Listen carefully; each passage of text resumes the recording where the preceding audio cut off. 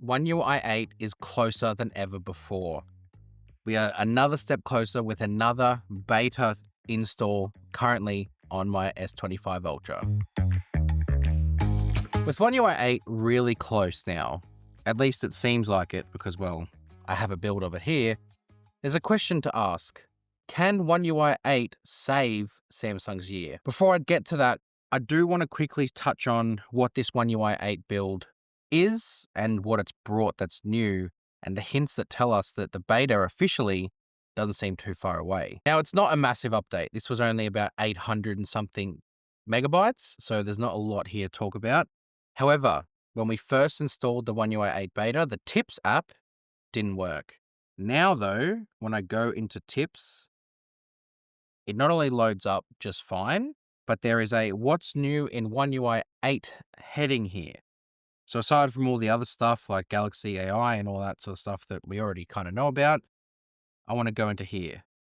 Now, there's only one thing in here, one card, latest tips, help improve One UI. So, share your opinions and feedback in the Samsung members One UI 8, it doesn't say 8, but there's a heading there that says One UI 8, One UI beta community. Your contributions help us make software even better. Awesome. I wonder specifically what that means. Like if I copy that, go into Samsung Internet and search for it, let's see what comes up. It's just the tips website and there's no One UI 8 mention whatsoever. So it seems as if for now it's just showing in here, but when you go into the website, it doesn't show. It's curious as to why that is, but that is the new part of this build is there's the new What's New in One UI 8 tips area. And as far as I can tell from me, that's all that's showing. There's nothing else that's new. And that kind of brings me to the wider question. Can One UI 8 save the year that Samsung have had? Because let's face it, it's been pretty tumultuous. From the One UI 7 launch, which has just been a big bungle. There's been no two ways about it. It has either launched too late and then it's had issues. As good as the update is, I think it just hasn't gone very well for Samsung. From right back to the start of the year when they removed Bluetooth from the S Pen and didn't really give a proper explanation as to why. I mean, we did get sort of a sideways explanation, a PR explanation, usage rates of the Bluetooth S Pen, whatever. That's what we got. But One UI 8 has the potential to kind of correct the path for Samsung because up until this point, they've kind of released Android variants after Google. Whereas what we can kind of see now is that they are trying to bring Android back in line with One UI. And I guess One UI 8 is their first sort of play to do that. I don't recall ever seeing builds for One UI as early as what we've seen now. I certainly have never had a build of One UI that's before an announcement this early on a phone. And to be honest, have it running this well. One UI 8 will just build on what One UI 7 has already done. And using One UI 7, this is One UI 8 here, was already great. So to see that One UI 8 kind of continues that legacy of solid, smooth interactions with the phone gives me great hope as to whatever they add to it from a feature set point of view will make it even better. But Samsung need to get this right.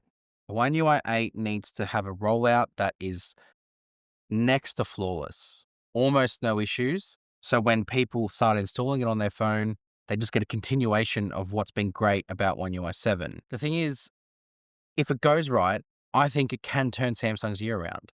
I think people will kind of have a hint of forgiveness about what's got them to this point and started to look at, well, you know what? Samsung have got this right in the end. And even though we went through some really tough times to get there, we're now on the right path. I actually kind of just processed in my brain, and I've also heard someone else say it. If you watch the Europa League final this week, if you're into football, Tottenham versus Man United. Tottenham have been awful since the turn of the year. Their 2025 has not gone very well. They have had injuries, they've not performed in the league, but the one thing that's kind of kept them going is the Europa League. And when they got to the final, it was like, well, now that they're here, they can make this season a success. And they did. They won the Europa League, and now they're in the Champions League, and they've kind of given their fans something to cheer for, and everyone's kind of like, well, you know what? Who cares about what's come before it? Let's just enjoy this moment. Samsung has a chance to do that with One UI 8, where even though what's come before it hasn't been well received, people have been complaining, One UI 7 being late, S Pen Bluetooth, S25 Edge with no silicon carbon battery, if they get this software launch right with One UI 8, that can turn their fortunes around and make everyone believe in Samsung again and give them a path to go down that can make everyone have a good time and hopefully start enjoying using their phones again with minimal complaints. They're obviously still going to be there. But what do you think about One UI 8 and its prospects? The build we have here, like I said, is running really nicely.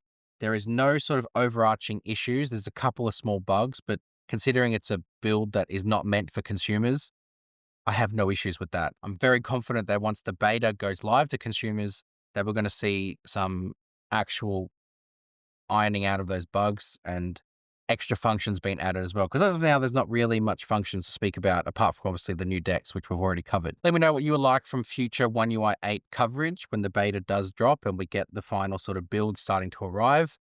Let me know what it is you'd like me to look into and sort of dig around with and happily try and put that stuff together. In the meantime, while you're waiting, feel free to sign up and join SamMobile TV as a member on YouTube.